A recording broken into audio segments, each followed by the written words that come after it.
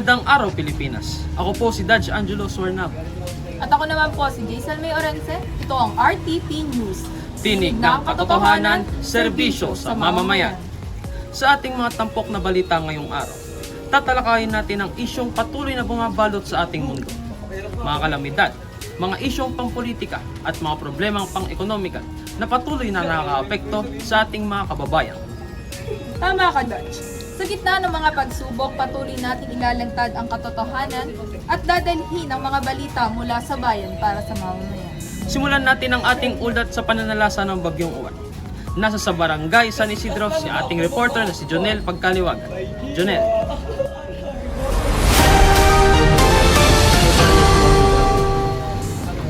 Nandito ako ngayon sa San Isidro kung saan makikita natin ang bakas na dinulot ng Bagyong Uwan. Makikita natin ang tirahang nasalantahan ng bagyo, dulot ng malakas na hangin at ulan na tumatagal ng ilang oras. Ayon sa lokal na pamahalaan, mahigit isang pamilya kada lugar ang umaasa sa relief operation. Ngayon, kasama ko si Josh para maghatid sa atin ng balita kung ano ang kanilang sitwasyon. Ang hirap po sir baha ho sa parte ng barangay. Wala pang kuryente. Tapos limitado pa ho ang pagkain namin. Sana naman matulungan kami ng gobyerno. Salamat, Junel. Samantala, isang malakas na lindol ang yumanig kamakailan sa hilaga ng bahagi ng Luzon. Narito ang ulat ni Romel. Magandang araw. Alas 3 ng hapon nung Martes tumama ang magnitude 6.2 na lindol sa Visayas. Dahil sa lakas ng pagyanig, ilang gusali ang nagkaroon ng bita at nasira ang mga lumang istruktura. Ayon sa PHIVOLCS, patuloy pa rin mararamdaman ang mga aftershock, pinapayuhan ng mga publiko na manatiling alerto at huwag munang bumalik sa mga gusaling may bitak.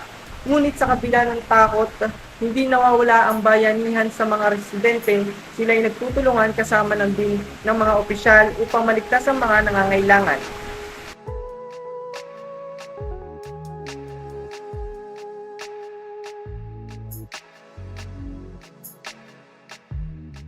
Alas 3 ng hapon noong Martes nang yumanig ang lupa sa Abra.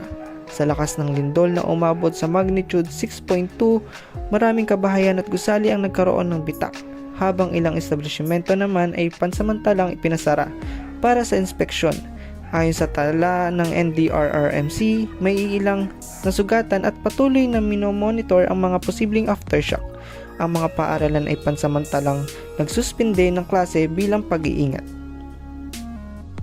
Ayon sa PHIVOLCS, dapat laging handa ang bawat pamilya, maghanda ng emergency kit, planuhin ang mga ligtas na daanan at laging makinig sa mga anunsyo ng opisyal. Sa ganitong mga pagkakataon, muling napapatunayan ang diwa ng bayanihan ng mga Pilipino. Ang pagtutulungan sa oras ng sakuna. Mula rito sa Visayas, ako si Romel Evangelista, nag-uulat para sa RTP News. Balik sa inyo, Dodge Suarnaba at Jason Orense. Isa pa ring mainit na isyu ngayon ay ang korupsyon ng mga proyektong pang-infrastruktura, lalong-lalo na ang mga substandard at ghost projects sa flood control. Narito ang ulat ni Axel Di Pasupi.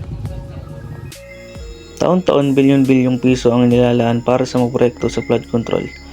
Ngunit sa tuwing umuulan, marami pa rin ang nilulubog sa baha. Ang mga proyektong dapat sana'y proteksyon ng mamamayan ay tila naging simbolo ng katiwalaan at kapabayaan. Dito sa Bulacan, dang-dang residente ang nagsasabing walang pagbabago kahit ilang beses nang naipangako ang flood control system. Ayon pa nga sa ilang nagulat, may mga proyektong tapos na daw sa papeles, ngunit hindi natatapos sa aktwal. May mga kontratang pinasok kahit kulang sa transparency at audit. Kasama ko ngayon si Jarnly Ortega, isa sa mga apektadong residente. Kuya, ano po ang nararanasan niyo tuwing tagulan? Naku sir, grabe po. Konting ulan lang, baha na agad.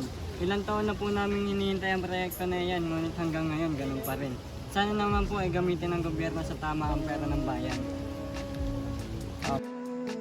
Sa kabila ng mga pangako, tila napapabayaan pa rin ang mahalagang proyekto. Ayon sa Commission on Audit, kailangan ng mahigpit at monitoring transparency. Sa ngayon ay patuloy ang pananawagan ng mga mamamayan para sa tapat na pamamahala. Para sa RTP News, ako si Axel Di Pasupil, balik sa inyo studio. Salamat, Axel. At ngayon naman, isa sa pinakamabigat na suliranin sa ating bansa, ang patuloy na pagtaas ng presyo ng mga bilihin at produktong petrolyo. Narito ang ulat ni Janelle. Sa mga pamilihan, ramdam ng bawat mamimili ang epekto ng pagtaas ng presyo ng bilihin. Ayon sa DTI, tumataas na halos 10% ang presyo ng mga pangunahing produkto sa nakaraang 2 buwan. Magandang araw, Jason. Nandito ako ngayon sa palengke kung saan ramdam na ramdam ng mga tindera at mamimili ang pagtaas ng presyo ng bilihin. Ang presyo ng bigas ay umaabot na sa 60 piso kada kilo, habang tumataas din ang presyo ng itlog, karne at mga gulay. Ang mga Transworth Group naman ay umaaray dahil sa muling pagtaas ng presyo ng krudo. Ayon sa Department of Energy, patuloy nilang minomonitor ang galaw ng presyo sa pandaigdigang merkado. Gayunpaman, nananawagan ng manggagawa at transport group ng tulong at subsidiya. Sa ngayon, umaasa ang publiko na magkakaroon ng pangmatagalang solusyon sa lumalalang problema ng pagtaas ng presyo. Para sa RTP News, ako si Janelle Pagkaliwagan, balik sa inyo sa studio.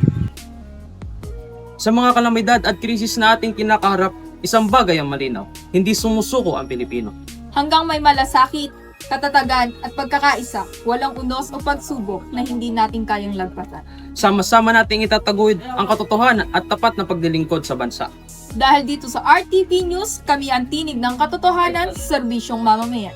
Ako po si Dodge Angelo Suarnaba At ako si Jason May Orense para sa Radyo Telebisyon Pilipinas. Ito ang RTP News.